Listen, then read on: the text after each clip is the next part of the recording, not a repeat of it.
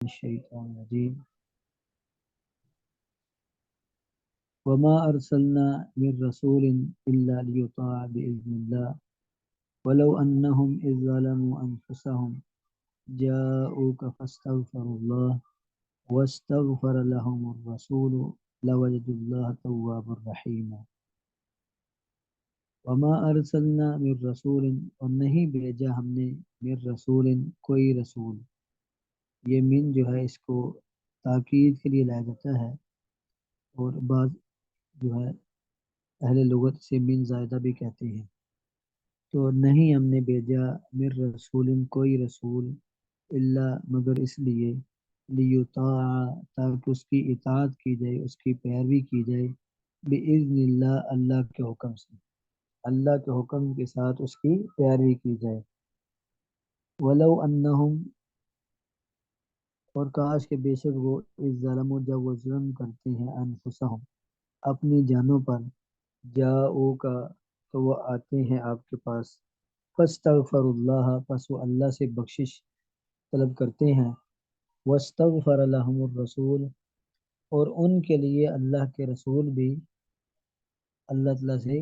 ان کے لیے بخشش مانگتے ہیں. جب اللہ کے رسول بھی ان کے لیے بخشش طلب کرتے ہیں تو اللہ وجد اللہ تو وہ پاتے ہیں اللہ تعالیٰ کو تواب الرحیم بہت زیادہ توبہ قبول کرنے والا، رحیمہ رحم کرنے والا.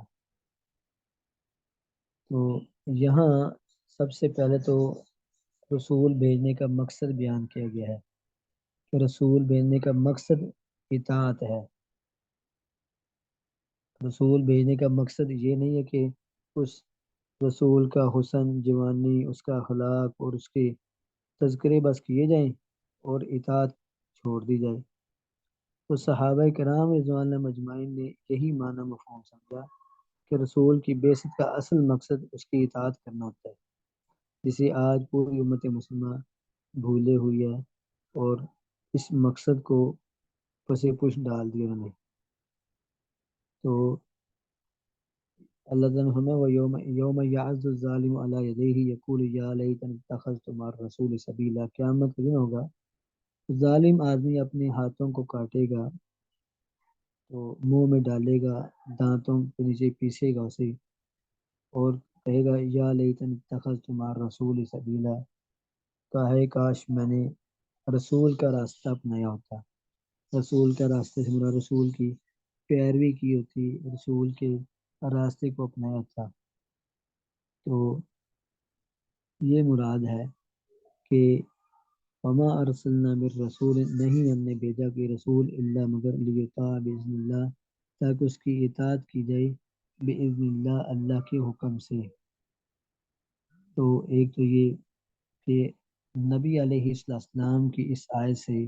اطاعت واجب ہوتی ہے، کیونکہ آگے فرمایا باذن اللہ لیطاع باذن اللہ تاکہ اس کی اطاعت کیجیے اللہ کے حکم سے. گویا کہ اللہ نے حکم دیا ہے اپنے نبی کی اطاعت کرنے کا، اس کی پیروی کرنے کا، اور جو حکم کو نہیں مانے گا گویا کہ وہ نافرمان ہے. تو اس لیے نبی کی اطاعت جو ہے اس آیت کی روشنی میں فرض ہے، اس سے راہ فرار اختیار کرنا کسی کے لیے جائز نہیں ہے. یہ تمام مفسرین نے اس کا یہی معنی اور مفہوم بیان کیا ہے کہ اس سے مراد نبی علیہ السلام کی اطاعت کی فرضیت اس آیت میں بیان کی گئی ہے، اور باذن اللہ سے مراد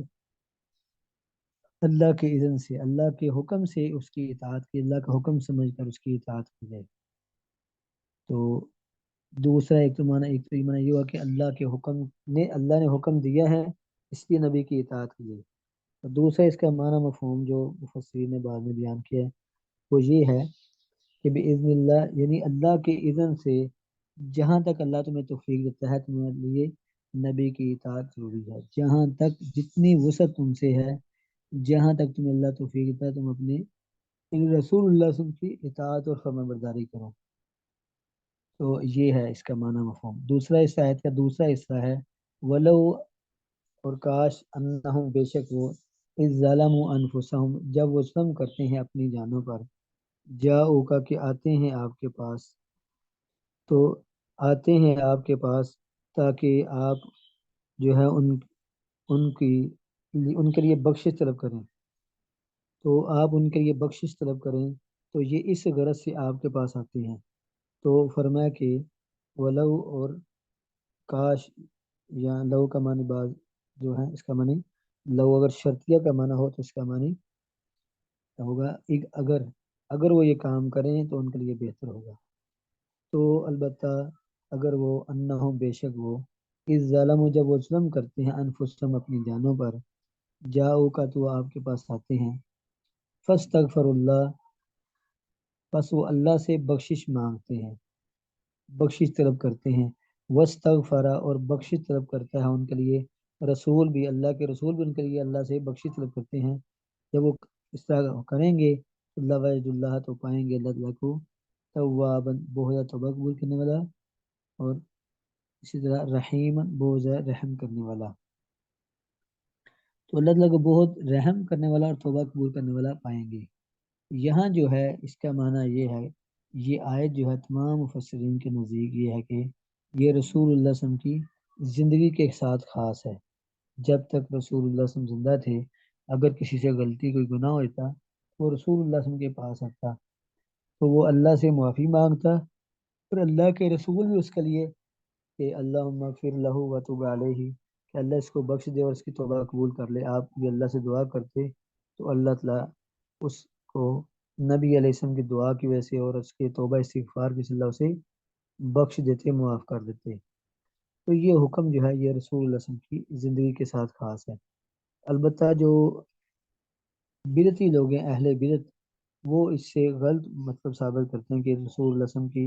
زندگی کے بعد بھی اگر کسی سے غلطی ہو جائے تو وہ رسول اللہ صلی اللہ علیہ وسلم سے ہی کچھ وسیلہ بنائے اور ان کو سفارشی بنائے، تو اللہ کے رسول ان کے لیے دعا کریں۔ پہلی بات تو یہ ہے کہ اللہ تعالیٰ سے وہ بندے خود بھی بخشش طلب کریں، اور اللہ کے رسول بھی ان کے لیے اللہ سے دعا کریں اللہ ان کو بخش دے، ان کو معاف کر دے۔ تو نبی کی دعا نبی صلی اللہ علیہ وسلم کی زندگی میں یہ تو جائز ہے، ثابت ہے۔ البتہ رسول اللہ صلی اللہ علیہ وسلم کی زندگی کے بعد یہ اس کا ذکر یہ کہیں بھی کسی بھی صحابی نے ایسا عمل نہیں کیا کہ رسول اللہ صلی اللہ علیہ وسلم کے دنیا کے جانے کے بعد آپ سے سفارش کروائی ہو یا آپ کو درمیان میں وسیلہ بنایا ہو۔ البتہ حلیت الاولیاء اور دیگر کتابوں کے اندر معجم الکبیر، امام طبرانی کی معجم الکبیر ہے، اس کے اندر ایک بہت بڑی من گھڑت ایک روایت بیان کی جاتی ہے، اور اسے بڑا اس کے سرخی پاؤڈر لگا کے اسے بڑا مزین کیا جاتا ہے، خوبصورت بنایا جاتا ہے، جبکہ حقیقت میں روایت من گھڑت ہے۔ تو اس میں ہے کہ ایک عرابی جو ہے وہ مدینے میں آیا رسول اللہ صلی اللہ علیہ وسلم کے تدفین کے بعد، جب رسول اللہ صلی اللہ علیہ وسلم کو دفن کر دیا گیا تو 3 دن بعد ایک عرابی آیا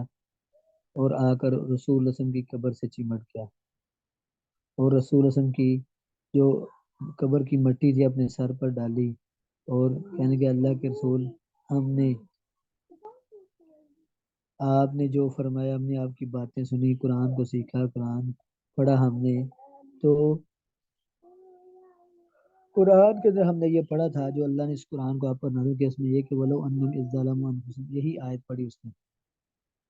تو وقت ظلمت نفسی وجئتک تستغفر لی، اس نے کہا کہ میں اپنی جان پر ظلم کر بیٹھا ہوں اور آپ میرے لیے اللہ سے معافی مانگ دیں، آپ میرے لیے معافی مانگ دیں، تو میں آپ کو اپنا سفارشی بناتا ہوں رب تعالیٰ کی طرف۔ اور اس نے کچھ شعر پڑھے جو کہ انتہائی جو ہے غلط شعر ہیں جو بیان دیتے ہیں۔ پھر وہ بدو چلا گیا تو پیچھے ہٹ گیا، تو فرماتے ہیں کہ نبی علیہ السلام جو ہیں ان نے خواب میں انہیں دیکھا اور کہا کہ اللہ نے تجھے بخش دیا ہے مجھ سے دعا کروانے کی وجہ سے۔ تو اس طرح سے بڑا بعض اس سے بھی لمبا چوڑا واقعہ بیان کرتے ہیں۔ تو بہرحال پہلی بات تو یہ کہ روایت صحیح نہیں ہے۔ دوسرا یہ معجم الکبریان کبیر طبرانی کی میں روایت موجود ہے، اور اسی روایت کو امام ابن جوزی نے جو الموضوعات الکبریٰ جو ان کی کتاب ہے من گھڑت روایتوں پر لکھی گئی، جتنی من گھڑت بڑی بڑی روایتیں انہوں نے جمع کی اپنی کتاب میں، انہیں بھی اس حکایت کو اس واقعے کو بیان کیا ہے۔ تو بہرحال یہ ہے کہ اس طرح کے واقعے بیان کرنا یا رسول اللہ صلی اللہ علیہ وسلم سے صرف وسیلہ کروانا آپ کی دنیا سے جانے کے بعد، یہ شرعن طور پر جائز نہیں ہے، اس کا کسی بھی صحیح حدیث سے اس کا کوئی ذکر ثابت نہیں ہے۔ اور البتہ یہ ہے تمام علماء اس چیز کے قائل ہیں کہ یہ جو معاملہ ہے اللہ کے رسول کے پاس نا، معافی، اللہ تعالیٰ سے معافی طلب کرنے کے لیے، تو یہ آپ کی زندگی کے ساتھ خاص تھا، کیونکہ الفاظ اس بات کی پرداخت کر رہی ہیں، کیونکہ اس میں مخاطب کے سیکھے ہیں کہ بے شک جو وہ اگر وہ ظلم کرتے اپنی جانوں پر اور پھر وہ آپ کے پاس آتے ہیں تو وہ اللہ سے معافی مانگتے ہیں، اور آپ بھی ان کے لیے اللہ سے معافی طلب کرتے ہیں، تو وہ اللہ تعالیٰ کو توبہ قبول کرنے والے، رحم کرنے والے پائیں گے۔ الفاظ کا سیاق بھی اسی بات کی طرف رہنمائی کر رہا ہے کہ یہ جو روایت ہے یہ رسول اللہ صلی اللہ علیہ وسلم کی زندگی کے ساتھ خاص ہے، جیسا کہ بعض روایت میں جس قسم میں کلام کی گئی ہے یہ بھی ہے، اس میں بھی داؤد میں روایت موجود ہے کہ ایک بندہ یا اس نے کوئی گناہ کیا تھا تو رسول اللہ ہاں اس نے چوری کی تو ہاتھ کاٹ دیے گا، اور آپ نے سے فرمایا کہ اللہ تعالیٰ سے معافی مانگو کہ اللہ مجھے معاف کر دے، اور پھر جب اس نے 3 مرتبہ استغفار پڑھا تو آپ نے فرمایا کہ اللہ میں بھی تیرے ہاں سفارش کرتا ہوں کہ اپنے اس بندے کو معاف کر دے۔ تو وہ روایت سن ابی داؤد میں موجود ہے، جس سے یہ بتاتے کہ آپ اللہ مغفر اللہ و توب علیہ، اللہ اس کو بخش دے اور اس کی توبہ کو قبول کر لے۔ لہٰذا یہ عمل رسول اللہ صلی اللہ علیہ وسلم کی زندگی کے ساتھ خاص ہے، رسول اللہ صلی اللہ علیہ وسلم کے دنیا سے جانے کے بعد کسی بھی صحابی سے کوئی ایسا مروی نہیں ہے۔ دوسرا یہ کہ اس حدیث کو جو بیان کرنے والا ایک بدو آیا اور ایک بزرگ کو الہام ہوا، کوئی اس کی سند اس کا سر پیر نہیں کہ کس نے سنا کس نے دیکھا اور کس کو یہ، تو یہ خواب کسی کو آجنا صرف نبی کا خواب وہی ہوتا ہے، وگرنہ جو خواب ہے وہ اس کو کتاب و سنت پر پرکھا جائے گا۔ تو یہاں جو ہے لہذا یہ واقعہ بیان کرنا یا رسول اللہ صلی اللہ علیہ وسلم کے دنیا کے جانے کے بعد بھی اس اسی طرح حکم کو ثابت سمجھنا تو یہ شرعن جائز نہیں ہے، یہ غلط ہے، اسلام سے اس کا کوئی تعلق نہیں۔ نبی علیہ السلام نے کہ صحابہ نے حضرت عمر فاروق رضی اللہ عنہ نبی اور دیگر صحابہ بھی رسول اللہ صلی اللہ علیہ وسلم کی زندگی کے بعد آپ کی اگر قبر پڑھتے اسلام پڑھتے درود پڑھتے چلے جاتے، اور حضرت عمر رضی اللہ عنہ نے اپنے زمانے میں جب قحط سالی ہوئی تو رسول اللہ صلی اللہ علیہ وسلم کی قبر پر آ کر واسطہ نہیں ڈالا، بلکہ رسول اللہ صلی اللہ علیہ وسلم کے چچا کو لے کر میدان میں نکلے اور پھر اللہ تعالیٰ سے دعا کی، اور ان کے الفاظ یہ اللہ انا کننا نتوسل الیک بنبینا کہ اللہ ہم تیری طرف اپنے نبی کو سفارش اور وسیلہ بنا کر دعائیں کیا کرتے تھے، تو اب تیرا نبی ہمارے اندر مجھے فرمت وسل لے کے بھی امی نبینا، لہذا ہم تیرے طرف تیرے نبی کے چچا کو لے کر آئے ہیں۔ تو اس وقت رسول اللہ صلی اللہ علیہ وسلم کے خاندان میں سب سے بڑے رسول اللہ صلی اللہ علیہ وسلم کے چچا حضرت عباس موجود تھے، وہ بھی زندہ تھے، تو حضرت عمر ان کو لے کر گئے میدان میں اور ان سے دعا کروائی، اور ساتھ انہیں یہ کلمات کہ اللہ تیرے نبی کے چچا کو لے کر آئے ہیں تو اللہ اپنی رحمت کی بارش برسا دے، تو ان کی دعا سے اللہ نے رحمت کی بارش برسا دی۔ لہٰذا پتہ چلا کہ رسول اللہ صلی اللہ علیہ وسلم کو دنیا سے جانے کے بعد وسیلہ بنانا اپنی دعاؤں میں یا اپنے اعمال میں تو یہ شرعی طور پر جائز نہیں ہے۔ اور دوسرا یہ ہے کہ اس حدیث کے آخر میں آتا ہے فنودی من القبر انہ قد غفر لک، تو اسے قبر میں سے آواز دی گئی اور رسول اللہ نے فرمایا تمہیں بخش دیا گیا ہے، پر ایسے واقعات جن کی کوئی حقیقت نہ ہو نہ وہ دین بن سکتے ہیں، نہ ہی وہ ہمارے عقیدے کا حصہ بن سکتے ہیں۔ عقائد کے لیے قرآن کریم کی آیات کا ہونا یا صحیح حدیث کا ہونا انتہائی ضروری ہے۔ تو میرا خیال ہے یہ آیت کو کافی سمجھ